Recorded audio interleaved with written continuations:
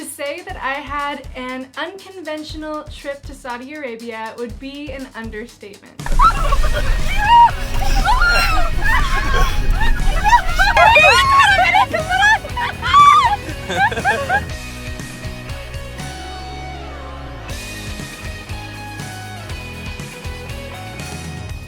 This trip is a perfect example of one of the real reasons why I love travel. I like to go to places that most tourists don't go, the places that the news teaches us to fear, so that I can formulate my own opinion based on my experiences. Saudi Arabia has a radically different culture. The laws there are strict and gender segregation is normal. One small example of this can be seen in the entrances to restaurants, cafes, etc. that are separated from women and family entrances and male-only entrances. Typically, millions of people visit Saudi Arabia every year for Hajj, which is the pilgrimage to Mecca that is required for all Muslims to do at least once in their lifetime. Saudi Arabia started relaxing its visa requirements in 2019, and since then the tourism interest around the world has been growing so much. I visited Saudi Arabia the first time they opened up the e-visa for the Formula E races in 2018. I don't know anything about Formula E racing. I honestly only went during this time because I thought it might be the only chance I had to go to Saudi Arabia without having to do a really tedious visa application process. When you were out and about, it was required to wear an abaya, which is a full-length robe-like dress, and it was not required for foreigners to cover their hair. Occasionally in places like Saudi Arabia, I don't mind wearing a hijab, both to respect the culture and also not to draw any unnecessary attention to myself. I've heard so many rumors that women are not allowed to travel to Saudi Arabia without a man. I happened to be traveling around the Middle East with my cousin Will at the time that we went to Saudi Arabia, but I definitely could have visited the country as a solo female traveler. I wasn't vlogging much at this point in my life, so a lot of the videos you'll see here were recorded just for my memories, but since so many unexpected things happened, I am so excited to share it with you. Alright, we have finally landed in Riyadh, Saudi Arabia. This is country 186. We're excited to spend the next few days exploring outside of Riyadh and attending the Formula E Championship.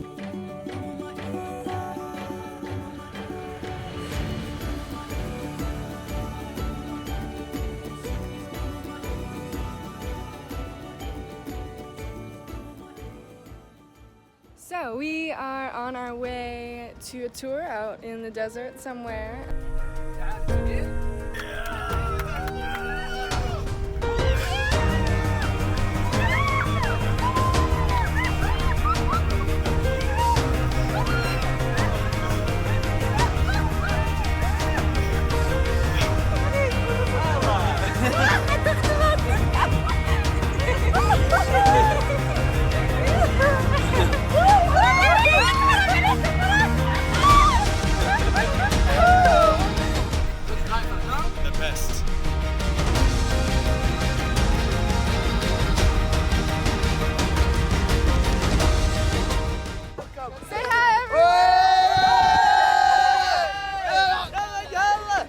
Welcome in Saudi Arabia, welcome. Oh, thank you. Welcome Saudi Arabia, welcome Saudi Arabia. This is next level. Where are we right now? Somewhere in the desert, deep in Saudi Arabia. Edge of the world. Edge of the world. It's very aptly named. Mm-hmm. Amazing colors.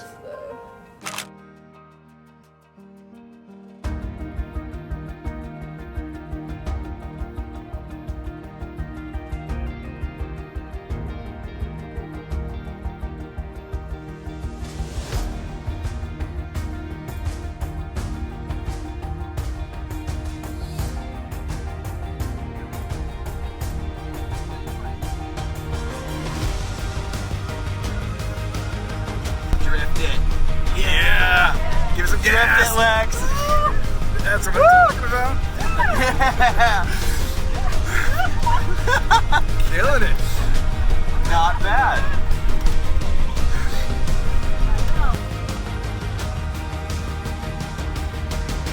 We are on our last day in Saudi Arabia, last day of the trip, and I couldn't think of a better way to end it than the Formula E races in Riyadh. It's gonna be crazy. Here come the lights. 2018-19 Formula E begins now from Gary Paffett as well. Straight into the wall and out of the race. DaCosta leading, only 1.1 seconds ahead.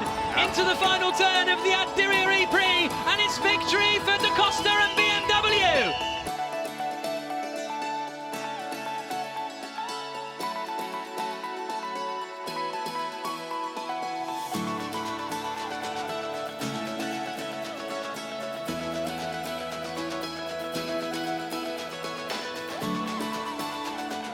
Never thought that I would be going to a music festival in Saudi Arabia, but we're gonna see how it goes. My friends in Riyadh, they don't know.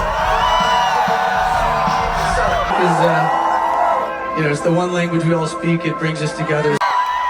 We're very excited to be a part of this. It's kind of like a moment in history, I think this weekend is. Thank you from the bottom of my heart for not having this in August.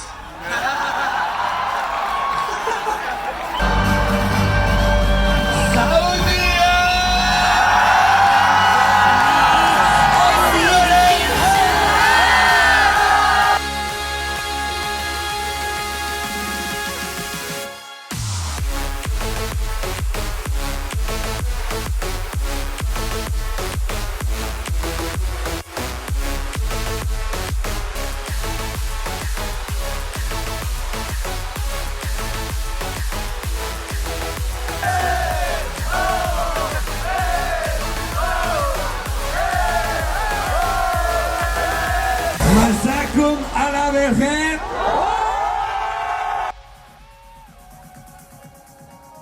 Remember that going to a concert like this is normal for a lot of us, but there are so many people in that audience who had never been to a concert like this in their lives. Getting to see One Republic live was a really surreal experience for me, since I've been listening to their music since I was in middle school. But my favorite part of the concert was when David Guetta said that he had spent 2 weeks composing an all-Arabic set just for this audience, and they sung along so fiercely and passionately that the ground felt like it was shaking. So overall, the experience of drifting an SUV around the desert in Saudi Arabia as a woman, going to this country's first ever unsegregated international concert and being able to dance with the locals, and even having the Crown Prince of Saudi Arabia walk right past us, made for an extremely unique experience in this very conservative country. We stayed up all night having the time of our lives, and we rushed back to the airport afterwards to catch our flight, and even ran into the guys from One Republic there who had been performing at the concert that night. Of course, I don't agree with everything that happens in Saudi Arabia, but after this trip, I learned that there are so many people, especially young people, who are so ready for change. They have allowed women to drive and start their own businesses. They've even allowed movie theaters, which is a big deal for Saudi Arabia. From a distance, this looks like a concert that could have been in any Western country, but its significance is so much more than that. The entire event pushed the country's boundaries in new and exciting ways, and it represented the starting line of a race much bigger than Formula E. I'm excited to see what the future holds for the younger generation of Saudi Arabians, and I'm really looking forward to coming back and exploring how much more the country has to offer. Thank you so much for watching this video. If you enjoyed it, please hit the subscribe button, and I will catch you next week.